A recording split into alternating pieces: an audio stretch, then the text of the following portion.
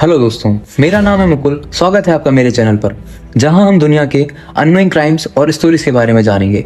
आज के इस एपिसोड में हम एक ऐसे केस की बात करने वाले हैं जो जापान की हिस्ट्री का मोस्ट टेरिफाइंग केस है। जापान, इस कंट्री का नाम सुनते ही शायद आपके दिमाग में एनिमे, इनोवेशन और डेवलपमेंट जैसे वर्ड्स आते होंगे, पर हर सोसाइटी का एक इविल साइड होता है जिसके बारे में आज हम जानेंगे। आज मैं इस केस से जुड़े आपको सारे एंगल्स दिखाने की कोशिश करूंगा, तो चलिए बिना किसी देरी के शुरू करते हैं। जुंको फ्रूटा, एक 17 साल की लड़की जो आप और मेरे जैसे सपने देखती थी। Junko was pretty delight and hard working girl. Junko Yashio Minami high school में पढ़ती थी, जिसके साथ वो एक पार्ट टाइम जॉब भी करती थी। जुंको अपने फ्रेंड्स और फैमिली के साथ बहुत ही अच्छी ज़िंदगी जी रही थी। लेकिन दोस्तों, कभी कभी ज़िंदगी के सबसे पेनफुल मोमेंट्स बहुत ही अनएक्सपेक्टेडली होते हैं। एक गलती जिसने जुंको की ज़िंदगी को एक नाइटमेयर में बदल दिया, एक गलती जिसकी कीमत उसको अपनी जान देकर चुकानी पड़ी। आखिर वो गलती थी क्या? चलिए जानते हैं। नवंबर 25, 1988, जुंको फ्रूटा अपने पार्ट टाइम जॉब से घर वापस जा रही थी। तभी एक लड़का शिंजी मिनाटो उसे लात मारकर उसकी बाइक से नीचे गिरा देता है। तभी सामने खड़ा लड़का हिरोशी मियानो भाग कर आता है और जुंको की हेल्प करता है and also offer to walk her home, जिसे जुंको एक्सेप्ट कर लेती है और वो दोनों साथ जाने लगते हैं। अब शायद आप लोग ये सोच रहे होंगे कि हिरोशी मियानो एक बहुत ही अच्छा इंसान है जो सबकी बहुत हेल्प करता है, पर आप जान के हैरान होंगे, हिरोशी मियानो ही इस केस का मेन कल्प्रेट है। दरअसल हिरोशी जुंको के साथ याशियो मिनामी हाई स्कूल में ही पढ़ता था। उसने कुछ टाइम पहले जुंको को प्रपोज भी किया था, जिसे जुंको ने बहुत ही पोलाइटली मना कर दिया था, जिससे हिरोशी का ईगो हर्ट हो जाता है, क्योंकि उसे आज तक शायद किसी ने भी मना नहीं किया था, specially after knowing his connection with the yakuza gang. दोस्तों, याकुजा गैंग जापान का अंडरवर्ल्ड है जो क्राइम और पावर के लिए जाना जाता है। एक्चुअली जुंको को बाइक से गिराना और फिर हिरोशी का भाग कर आकर जुंको की हेल्प करना हिरोशी के एक प्लान का हिस्सा था, क्योंकि वो जुंको से अपने रिजेक्शन का बदला लेना चाहता था। उसके बाद हिरोशी जुंको को एक अबंडेंट हाउस में ले जाता है, जहां वो जुंको को धमकाता है कि अगर उसने बिल्कुल भी आवाज़ की तो वो उसे और उसकी फैमिली को मार देगा। एंड ऑब्वियसली जुंको डर जाती है, क्योंकि उसके कनेक्शंस याकुजा गैंग के साथ थे। फिर हिरोशी ने अपने फ्रेंड्स को वहां बुलाया, जिसमें जो ओगुरा, शिंजी मिनाटो और यासुशी वातानाबे थे, और वो चारों मिलकर जुंको को शिंजी मिनाटो के घर ले जाते हैं, जो उनका मेन क्राइम स्पॉट बनने वाला था।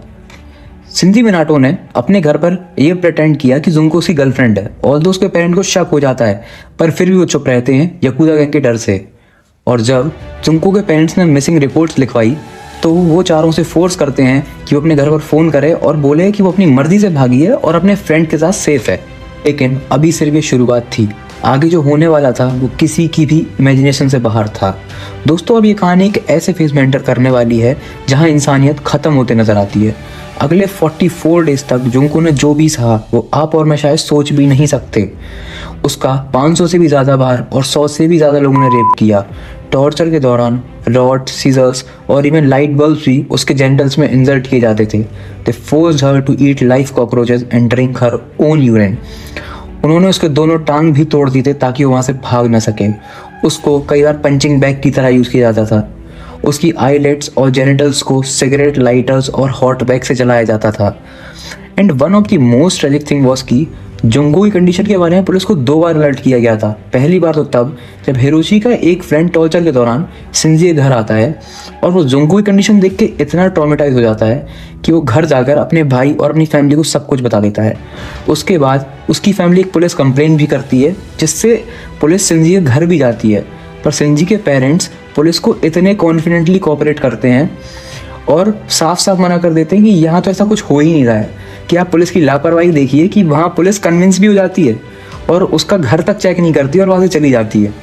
और दूसरी बार तब जब जुंको किसी लड़के के फ़ोन से पुलिस को कांटेक्ट करने की कोशिश करती है, जिसके बाद पुलिस फ़ोन उठाती भी है, पर वो कुछ बोल पाती उसके पहले ही कोई उससे फ़ोन छीन लेता है। दोस्तों, 44 डेज बाद जुंको फ्रूटा की मौत हो जाती है। फिर वो लोग जुंको की बॉडी को एक ड्रम में डालते हैं और ड्रम को कंक्रीट से फिल कर देते हैं। फिर समुंदर किनारे फेंक आते हैं। उसके बाद उन लोगों को लगता है शायद कि वो बच जाएंगे, पर वो गलत थे। एक्चुअली हुआ क्या था, पुलिस ने जो ओगुरा और हिरोशी मियानो को हुए किसी दूसरे रेप और मर्डर केस में अरेस्ट किया था, पर इंटेरोगेशन के दौरान उनको ये लगता है कि पुलिस जुंको की ही बात कर रही है और वो जुंको के बारे में पुलिस को सब कुछ बता देते हैं। ऐसे वो चारों पकड़े जाते हैं। कोर्ट ने हिरोशी मियानो को 20 साल की सज़ा सुनाई, जो कि एक माइनर को मैक्सिमम दी जा सकती थी। जो ओगुरा को 8 साल की सज़ा सुनाई, शिंजी मिनाटो को 5 से 9 साल की सज़ा सुनाई और यासुशी वातानाबे को 5 से 7 साल की सज़ा सुनाई। ऑब्वियसली सब यही चाहते थे कि इन चारों को लाइफ टाइम इम्प्रिजनमेंट हो, पर ये चारों माइनर थे जिससे इनकी सज़ा में कोई भी चेंज नहीं हुआ। दोस्तों, आपको क्या लगता है, जुंको को जो भी जस्टिस मिलनी चाहिए थी वो मिली है या नहीं? मुझे अपने थॉट्स कमेंट्स में ज़रूर बताएं। अगर आपको लगता है ऐसे केसेस पर बात होना ज़रूरी है तो इस वीडियो को लाइक, शेयर और चैनल को सब्सक्राइब ज़रूर करें, क्योंकि आगे और भी थॉट प्रोवोकिंग और इंटरेस्टिंग वीडियोस आने वाली हैं। तो मिलते हैं अगले एपिसोड में, तब तक के लिए गुड बाय।